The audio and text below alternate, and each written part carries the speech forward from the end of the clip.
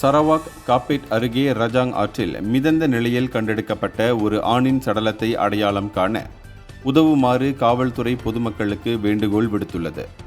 Carpet காவல்துறை தலைவர் DSP Rohana நானு காப்பேட் துறைமுகம் அருகே நேற்று காலை 11:25 மணியளவில் இந்த சடலம் கண்டறியப்பட்டதாக தெரிவித்தார். எனினும் ஆற்றின் வலுவான நீரோட்டத்தால் சடலம் அடித்து செல்லப்பட்டது. பின்னர் நண்பகல் 12:10 மணியளவில் தீயணைப்பு மீட்பு இலாக்காவினரும் பொது தற்காப்பு படையினரும் இணைந்து தெலுக் செலிண்டோங் என்ற இடத்தில் சுமார் 5 கிலோமீட்டர் தொலைவில் அந்த சடலத்தை கைப்பற்றினர். சுமார் 170 சென்டிமீட்டர் உயரம் கொண்ட 40 வயது மதிக்கத்தக்க அந்த நபரின் தோல் சற்று பழுப்பு நிறத்தில் இருந்தது. அவரது வலது தொடையில் ஒரு காய் மீன் பச்சை குத்தப்பட்டிருந்ததுடன் அவரது இரு தோள்களிலும் 2 தெரோங் ஈபான் பச்சை குத்தல்கள் இருந்தன.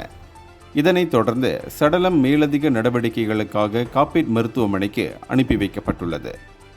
எனவேதான் இந்த சடலத்தை அடையாளம் காண தகவல் அறிந்தவர்கள் காப்பேட் காவல் நிலையத்தை தொடர்பு கொள்ளுமாறு கேட்டுக்கொள்ளப்படுகிறார்கள். இந்தியர்களின் இதய குரல் மக்களோசை.